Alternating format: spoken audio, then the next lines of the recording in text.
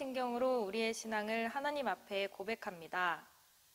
전능하사 천지를 만드신 하나님 아버지를 내가 믿사오며 그 외아들 우리 주 예수 그리스도를 믿사오니 이는 성령으로 잉태하사 동정녀 마리에게 나시고 본디오 빌라도에게 고난을 받으사 십자가에 못 박혀 죽으시고 장사한 지 사흘 만에 죽은 자 가운데서 다시 살아나시며 하늘에 오르사 전능하신 하나님 우편에 앉아 계시다가 저리로서 산자와 죽은 자를 심판하러 오시리라.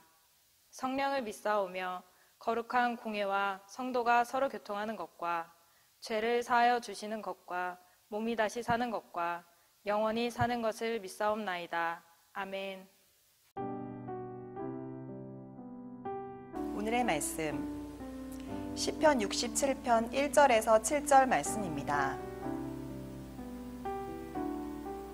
하나님은 우리에게 은혜를 베푸사 복을 주시고 그의 얼굴빛을 우리에게 비추사 주의 도를 땅 위에 주의 구원을 모든 나라에게 알리소서. 하나님이여 민족들이 주를 찬송하게 하시며 모든 민족들이 주를 찬송하게 하소서. 온 백성은 기쁘고 즐겁게 노래할지니 주는 민족들을 공평히 심판하시며 땅 위의 나라들을 다스리실 것임이니이다.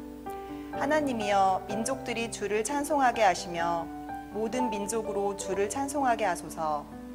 땅이 그의 소산을 내어 주었으니 하나님 곧 우리 하나님이 우리에게 복을 주시리로다. 하나님이 우리에게 복을 주시리니 땅의 모든 끝이 하나님을 경외하리로다. 오늘 본문의 표제어에는 시곤 노래 인도자를 따라 현악에 맞춘 것이라고 되어 있습니다. 시편 전체에서 현악에 맞춘 노래라고 표제어가 붙은 시편은 총 7편이 있는데 그 내용은 하나님의 도우심을 요청하는 내용이 대부분이죠. 그래서 오늘 말씀 시편 67편 역시 하나님을 향한 소망을 오늘의 찬송으로 부르며 기도하는 내용을 품고 있다라는 것입니다. 그럼 오늘 시편의 저자는 하나님께 어떤 것을 구하고 있습니까? 첫 번째, 하나님의 은혜를 구하죠. 오늘 말씀 1절 말씀을 우리 함께 합독해 보겠습니다. 시작. 하나님은 우리에게 은혜를 베푸사 복을 주시고 그의 얼굴빛을 우리에게 비추사. 이 말씀은 민수기 6장 24절부터 26절에 나오는 제사장 아론이 이스라엘 자손들에게 손에 들어서 축복한 내용을 가져와서 기원하는 것으로 보입니다. 민수기 6장 24절부터 26절까지의 말씀을 제가 한번 읽어드리겠습니다. 여호와는 내게 복을 주시고 너를 지키시기를 원하며 여호와는 그의 얼굴을 내게 비추사 은혜 베푸시기를 원하며 여호와는 그 얼굴을 내게로 향하여 드사 평강 주시기를 원하노라 할지니라. 내용이 참으로 비슷하죠. 다시 오늘 말씀 본문으로 돌아와 성경이 기록될 때 히브리어는 순서가 동사, 주어, 목적어가 평서문의 기본적인 순서입니다. 근데 오늘 본문 1절의 말씀을 보면 하나님, 엘로힘이라는 주어가 가장 앞에 등장하는 것을 볼 수 있죠. 이처럼 동사가 아닌 주어가 가장 먼저 나오게 되면 이 말씀은 주어가 굉장히 강조가 되게 돼요. 하나님이 굉장히 강조가 되는 말씀이다. 즉 저자는 강조하여 말하길 은혜를 베푸시고 복을 주시며 그의 얼굴빛을 비추어 주시는 분이 전지전능하신 하나님이심을 이야기하고 있는 것이에요. 이 시편이 장막절에 낭독되어 추수감사 찬송으로 불렸을 가능성이 굉장히 많은데 당시 중동에서 농사의 신, 수확과 결실의 신은 바알과 아스타롯, 악신 부부였습니다. 그래서 많은 이들이 바알과 아스타롯을 향해 은혜를 구하기도 했죠. 그러나 바알이나 아스타롯 같은 우상은 은혜와 복을 베푸는 존재가 아니다라고 오늘 말씀은 이야기하는 것이에요. 그들은 거짓신에 불과하다라는 것이죠. 이처럼 시인은 강조하여 분명히 말하길 은혜와 복의 출발은 그 우상들이 아닌 하나님이심을 분명히 밝히고 있는 것입니다. 이처럼 대상을 분명히 하고 그 은혜와 복의 근원 되신 하나님을 향해 정확한 은혜를 구하고 있는 내용이죠. 이처럼 정확히 구하는 이들에게 하나님의 값없는 은혜가 주어지지 않겠습니까? 또한 저자는 하나님께서 은혜와 복을 주시기를 바라는데 그것이 나에게가 아니라 오늘 말씀 보면 우리에게 베풀어 주시기를 원한다라고 고백하고 있습니다. 신앙인이 되고 신앙이 성숙해 간다라는 것은 하나님의 은혜와 복이 나를 넘어서 점점 커지고 확장되어지는 것을 의미한다라고 생각합니다. 즉 저자는 자신에게만이 아닌 자신의 가족에게만이 아닌 자신의 민족만이 아닌 그것을 뛰어넘어 하나님의 은혜가 필요한 모든 자들 그들에게 하나님의 은혜가 주어지기를 간절히 구하고 있는 것이죠. 동일하게 우리 모두에게는 하나님의 은혜가 필요할 줄로 믿습니다. 하나님의 얼굴빛이 필요하고 하나님이 얼굴을 돌리시거나 감추시는 것보다 두려운 일은 없다라는 것이에요.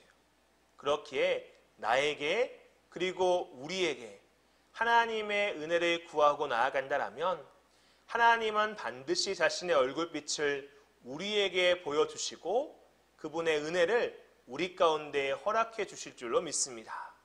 우리는 가장 먼저 이 은혜를 날마다 세상이 아닌 어떠한 우상이 아닌 하나님께 구하고 나아가야 된다라는 것이죠. 두 번째 저자는 하나님의 공의를 구합니다. 오늘 말씀 4절 말씀을 함께 합독해 보겠습니다. 시작. 온 백성은 기쁘고 즐겁게 노래할지니 주는 민족들의 공평히 심판하시며 땅 위의 나라들을 다스리실 것임이니이다. 대칭적인 7절의 말씀 중에 이 중심점이라고 볼 수 있는 말씀이 바로 4절의 말씀이죠. 즉 저자의 메시지가 가장 잘 나타나 있는 이 말씀이다라고 볼 수 있는데 그럼 저자는 하나님께 지금 무엇을 구합니까? 공의를 구하고 있죠. 이 공의의 뜻이 무엇입니까? 이 공의는 바로 공평과 정의를 하나로 줄인 말이죠. 저자는 하나님께 공평한 심판을 지금 간절히 구하고 있는 것이에요. 이 말을 뒤집어 본다라면 말 그대로 저자가 살고 있는 그 시대에는 하나님의 공의가 없었다라는 것이죠. 그러나 이 말이 하나님의 공의가 땅에 떨어졌다라는 말은 아니라는 것을 분명히 밝히고 나아갑니다. 하나님의 공의는 늘 온전히 서 있었죠. 문제는 이 세상의 사람들, 죄악의 사람들이 공의롭게 살지 않은 것이 문제다라는 것이 돈과 재물, 쾌락과 정욕만을 추구하며 무질서한 모습으로 살았기 때문에 그 세상 가운데 공의는 사라져 보였다라는 것입니다. 지금 우리가 살고 있는 이 시대의 모습도 마찬가지 아닙니까? 아름다운 모습도 있지만 아름답지 못한 모습도 얼마나 많이 있냐라는 것이에요. 아니 오히려 쉬쉬해서 그렇지 추악한 뒷면의 모습이 참으로 많은 것이 이 시대의 악한 모습이죠. 그래서 저자는 하나님의 공의를 구하고 하나님의 공평한 심판을 구했듯이 우리 역시 하나님의 공의를 구하고 하나님의 공평한 심판을 구해야 됩니다. 하나님, 의로우신 재판장이신 하나님, 이 세상의 모든 죄와 악, 사단과 마귀의 권세들을 심판하시고 꺾어 주시옵소서. 그리고 그들의 자녀된 자들 역시 하나님의 심판대 앞에 서게 하여 주시옵소서. 이처럼 우리가 소망할 것은 단순히 은혜뿐만이 아닌 하나님의 편에 선 자로서 속히 그들을 향한 심판이 실행되고 그로 말미암아 그들로 고통받는 자들이 자유함을 얻도록 늘 하나님의 공의를 구해야 된다라는 것입니다. 세 번째, 오늘 저자는 하나님을 향해 경외하는 세상이 되도록 하나님께 간절히 구하고 있죠. 오늘 말씀 7절 말씀을 합독해 볼까요? 함께 읽습니다. 시작. 하나님이 우리에게 복을 주시리니 땅의 모든 끝이 하나님을 경외하리로다. 하나님의 은혜를 구하고 하나님의 공의를 구함으로 말미암아 세상은 살아계신 하나님을 명확히 알아야 될 줄로 믿습니다. 세상의 창조주, 세상의 인도자, 세상의 심판자, 그것이 온갖 우상과 세상이 아닌 하나님이심을 분명히 깨달아야 되죠. 온 세상이 이 진리를 깨닫게 된다면 온 세상은 오늘 말씀과 같이 하나님을 경외하게 될 것입니다. 이 시편이 기록될 때는 신약 성경의 시대가 아니었어요. 하나님의 시선은 항상 이스라엘 백성들을 통한 온 세상에 있으셨음에도 이 대부분의 유대인들은 자신들만이 하나님께 택하신 하나님의 백성이라고 생각할 때였습니다. 그러나 시편 67편의 저자의 시선은 그곳에 갇혀져 있잖아요. 선민 사상에 머물러 있잖아요. 그의 시선은 참으로 넓고 깊죠. 그는 자신을 넘어, 자신의 민족을 넘어 온 세계 민족에게 주의 복음이 전파되기를 하나님께 간절히 구하는 것이에요. 그들이 하나님을 알고 하나님을 느끼고 하나님을 경외하도록 하나님 앞에 나아가 간절히 기도하고 있는 것이죠. 오늘 말씀의 내용을 3절과 5절을 살펴보면 똑같은 말씀이 두 번 등장하게 되죠. 하나님이여 민족들이 주를 찬송하게 하시며 모든 민족들이 주를 찬송하게 하소서.